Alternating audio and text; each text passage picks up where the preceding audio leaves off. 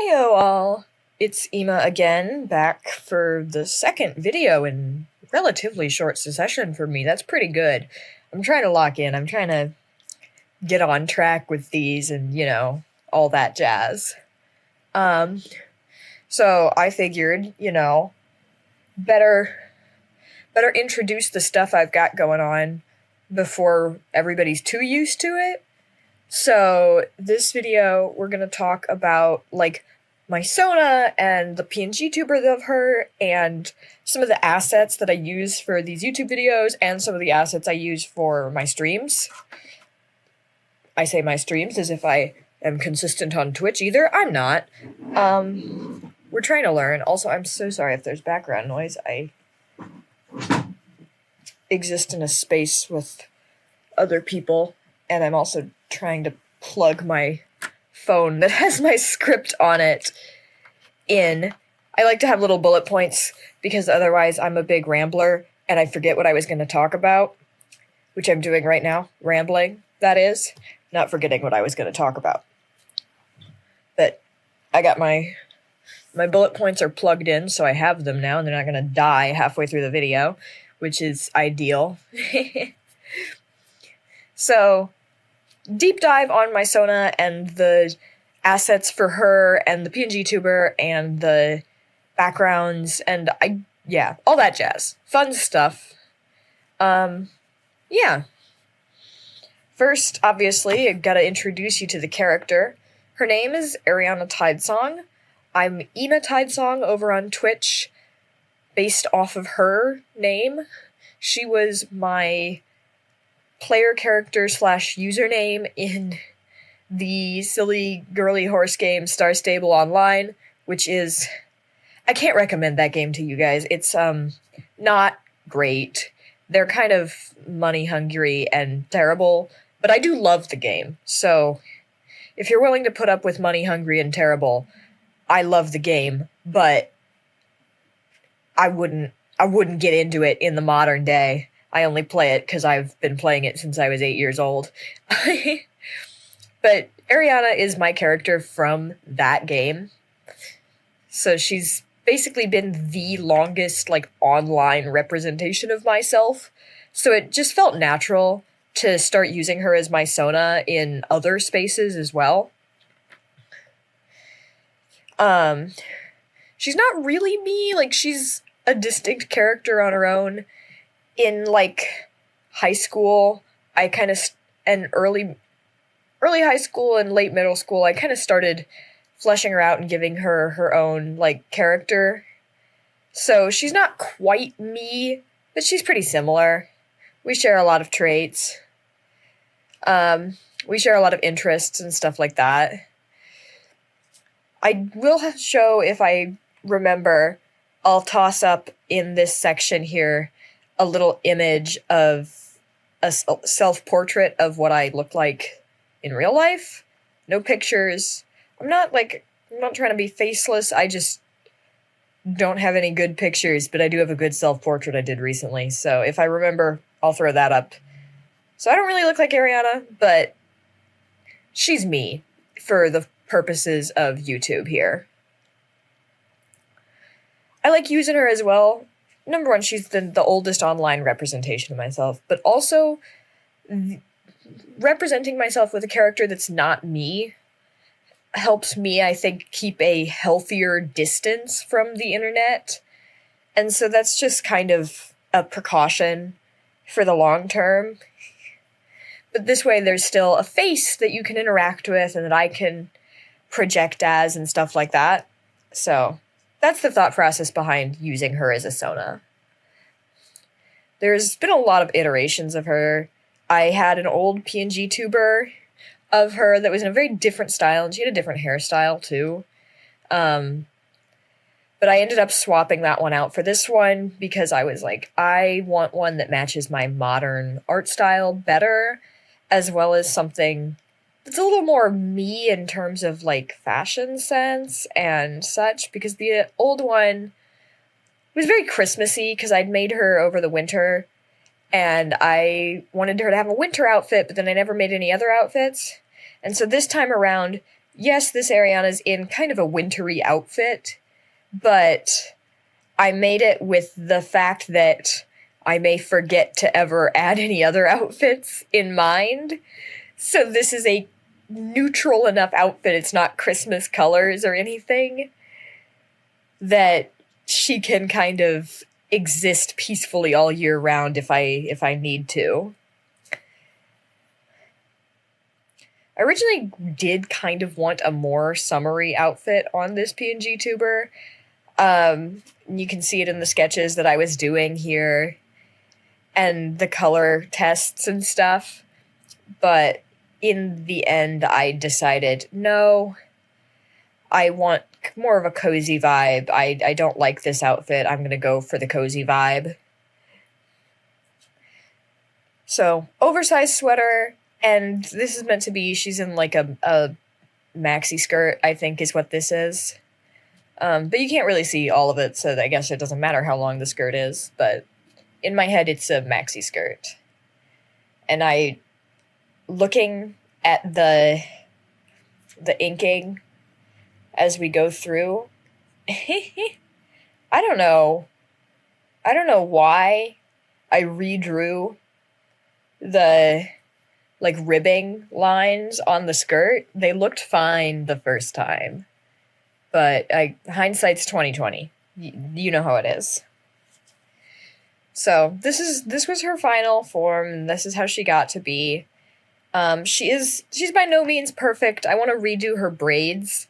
I'm using PNGtuber Remix, and it has a appendage feature that lets you have like wavy tails and stuff, and I want to see if I can I want to see if I can repurpose that into making the braids move a little bit more naturally, because at the moment I don't really love the way that their swing physics look. So I'm gonna see if I can do that, but I don't know. That's a future me problem. And I'm very proud of the art I have for the time being, so any changes are non-urgent and will just be made as I have time and energy and a desire to make them.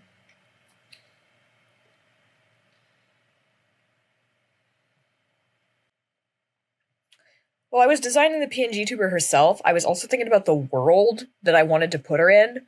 She's my Star Stable character, so obviously she lives in the world of Star Stable in theory, but I wanted to like actually design some locations, and I figured the best place to start was her house. Where does she live?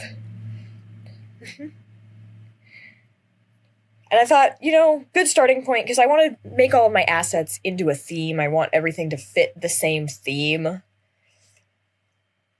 I kind of want everything to feel like it comes out of a storybook. That's my end goal. All of this is meant to look kind of old-timey storybooky, both in the painting style that I use for rendering and the kind of loose inking style used in the PNGtuber and the speed paint like frame that you guys are looking at right now, where I'm trying to emulate old storybooks. I started out by writing a little list of all the things I wanted. You saw that there. And it was like, I want something cozy, I want it green, I want plants and all this stuff. And sketched out a little bit of a floor plan of her house. Not the full thing, just a bedroom, and then I sketched out the living room. That doesn't come to anything. There's no further living room evidence that's existing at the moment. May come back to that. I like the idea of having a few different background options from different rooms, but at the moment, that's not something I have the time to do. So we just started with the bedroom. I knew I wanted it to be the most important place. I knew the bedroom was the first thing I wanted, because I imagine that Ariana is not the most social character. I don't think she goes out a lot. She mostly does her stuff at home.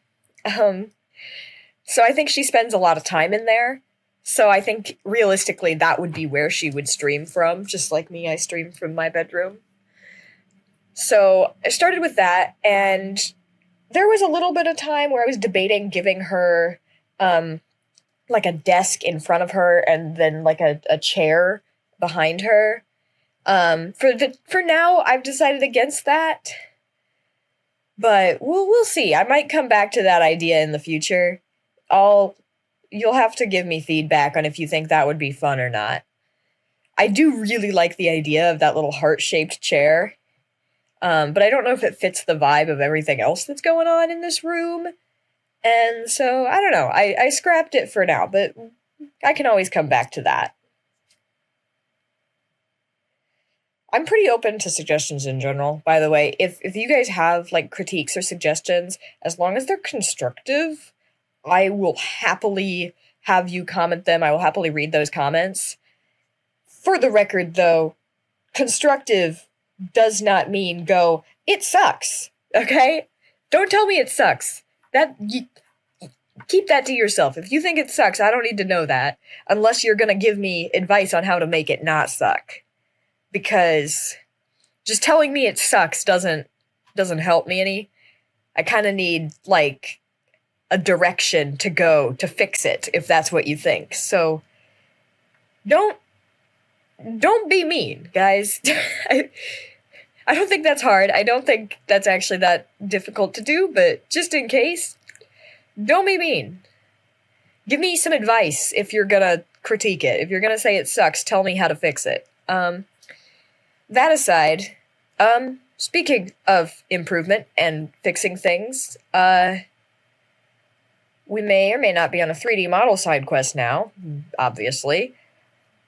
I don't recommend this method that I'm using, but I was trying to do those slanted greenhouse windows. I wasn't really confident in my perspective the day that I did this. Usually I am. Usually perspective is, I think, one of my best things that I'm good at.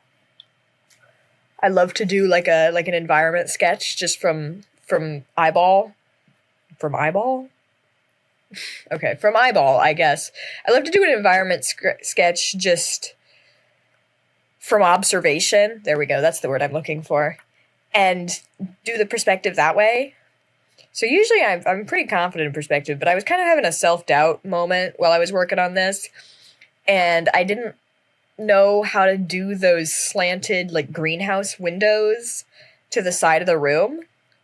So I went on this little side quest and 3D modeled the whole room, just roughly. I didn't do details, in Blockbench.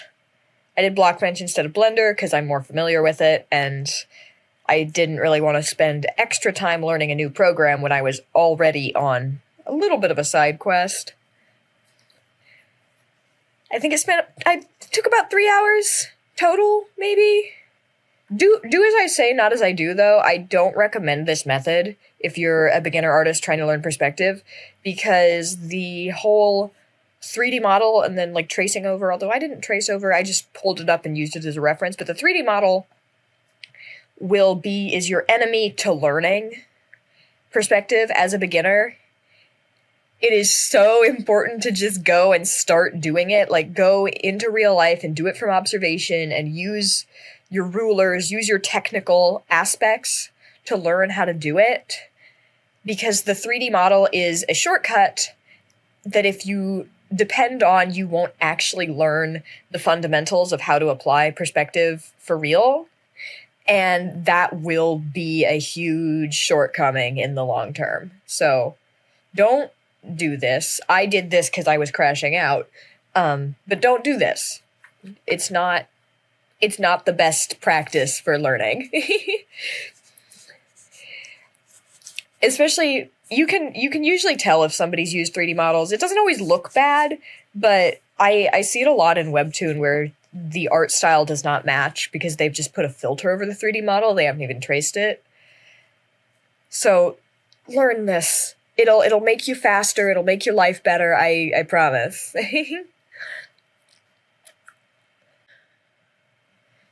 Now that we're back to the actual final painting, because I finished my 3D model side quest, I do, over 3D models, don't use 3D models. What I recommend using every single time is your program's built-in perspective rulers, or, real-life rulers if you're working traditionally. You have access to them. If you have a pen and a paper, you have access to a straight edge, and if you have a drawing program, you almost certainly have some kind of ruler tool that can be used for perspective. I know for a fact that Clip Studio, Procreate, Ibis Paint, and Krita all have them. I can't think of a drawing program that I've heard of not having one, so use your perspective rulers. You can't really see it in my speed paint here because I record these as time lapses with the built-in feature in Clip Studio, because I know that sometimes the constant zooming in and out and spinning of canvases and flipping canvases and stuff can make people kind of nauseous as they're watching people's speed paints if they're recorded the regular way. So I try to record just the time-lapse feature when I have it. With Krita speed paints, you'll see me actually recording traditionally because Krita's time-lapse feature is terrible. But when I work in Clip Studio and when I used to work in Procreate, I always use the time-lapse feature so that people don't get nauseous from my canvas spinning and zooming and all of that. And the side effect of that is you can't see the rulers that I have turned on, but in this drawing I had a horizon line set, and then I had 2 vanishing points, both set outside the bounds of my canvas, because if you put your vanishing points too close together, it starts feeling really distorted, like you're looking through a weird lens. So I set them pretty far apart and just started drawing using those as my guidelines. And this was the result. I'm quite happy with the perspective. I'm quite happy with the windows, really. I didn't end up inking this. I was thinking about it initially, but because my end goal is to have this in the background behind my PNGtuber when I'm doing like intros and outros and just chatting segments and streams and stuff like that, I want to be able to blur this background a little bit and have it seem like it's set a little further back, like the background to like a Twitch streamer's face cam. And for that to work, I couldn't have my nice dark black line art that I usually do. So I just left it at the clean sketch stage because all of that's going to vanish once I put it into OBS and blur it out a little bit. So that was a choice that I made for my specific use case. Normally I would ink at least part of a background like this, or I would do it more painterly. I wouldn't leave the sketch in. But for this use, inking is what I wanted to do. And I couldn't ink, so I was like, we're just going to sketch. We're going to leave the sketch in. That said, I will show the final iteration of this here in a moment as we transition to the outro.